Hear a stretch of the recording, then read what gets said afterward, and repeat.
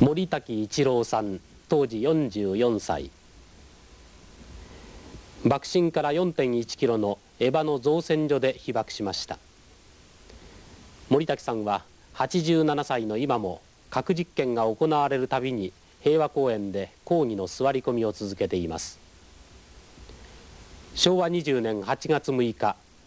造船所で働く動員学徒の教官をしていた森滝さんは造船所の教官室で日記をつけている時、青白い閃光を見ました。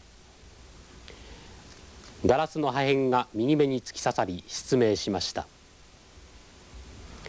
戦後は広島大学で倫理学を教える傍ら平和運動に打ち込んできました。朝朝礼、学徒朝礼というものをいたします。その朝礼を終わりまして教官室に入って、そして私は長年の癖で前日の日記を翌日の朝書くという癖がございます。でそれで前日の日記をね取り出して書いておった、実はこれなんですがね、8月だから書くのは8月6日の朝書いてるんですけれども、はい、8月5日の日記をね書きましてね、書き終わりまして、2分経った時か3分経ったぐらい、その時間が正確には分かりませんけれどもすぐですよね。書き終わってもうすぐ私の前に学生来たのがね「ああ!」って言って私の前で飛び上がったです。と同時に僕も見上げたその瞬間なんですね、青白い光がね全世界を覆ったような気がしたんだ。青白い光が全世界を覆うというか、あるいはねもっと正確に言えばこの世界が青白く透き通ったような気がいたしました。そういう青白くなんですね透き通ったような気がした。もうその時にはもうなんですね、やられたと思った目にチカリときましたからね、チカッとしたですね。もう爆風も同時にものすごい爆風ですよ。それでもう伏せますものね、そこへ。で伏せて、上からいろんなものが落ちてきたのを覚えていますけれども、これが実はその日記でございますがね、これその年の4月からの日記なんで、戦時中の学徒動員というものがどんなもんだったかってよく分かりましてね、今から読めば恥ずかしいことばかりですけれども、それにですねこれは学生が後広げて帰ってくれたんです、これをね。でガラスが今言いましたここをずっと突き抜けていますよ。これがねずっとでちょっと消えましたが、ここまでガラスの跡がつくほどずっと硬いもんですわね。それが突き抜けておりますから、そういうのが結びこうあったわけで、その一つが右目の真ん中に突き刺さったんですから助けようがなかったわけですね。この日記を見ましてもですね、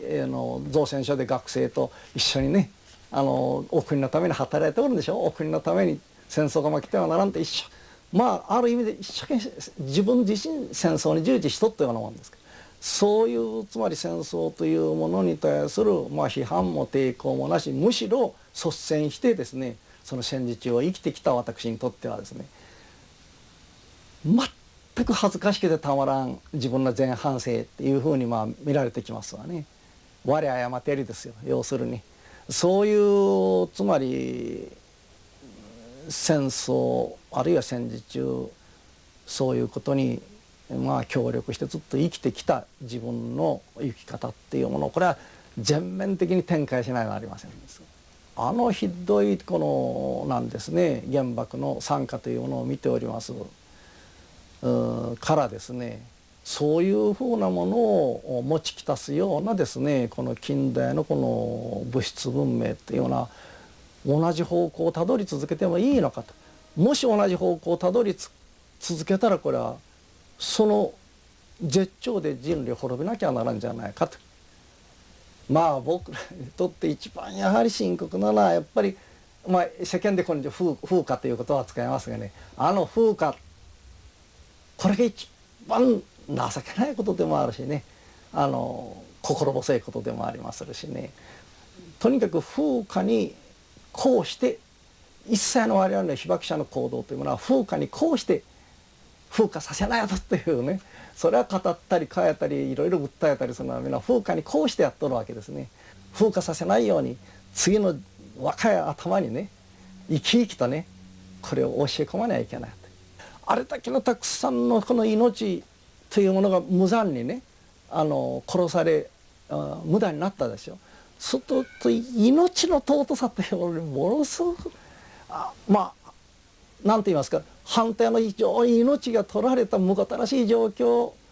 の中で命の尊さというのを反対に非常に深くこれ考えたんじゃないか、そう思わざるを得なかったわけですね。だから命尊しというそういうものなんだから、人類は変な方向へ行ってですね、人類が滅んでしまったら何にもならないじゃないかと。とにかく生きておればね、生きているっていうことが根本の条件で、その上でいかなる理想状態を作るもよかろう。まず生きておらなきゃものにならんじゃないかと。とにかく人類の存在が非常に核の脅威脅かされておるでしょ。そういう時にそれはもう季節してですね、人類は生きねばならんという叫びにならざるを得ないんです。だからいろいろ言いますけれども、僕が言いたいのはですね、何べ言っても同じなんだけれども、命尊し人類は生きねばならんというね、それに尽きるんでございますよ。これだけは本当にいい投資だと思っております。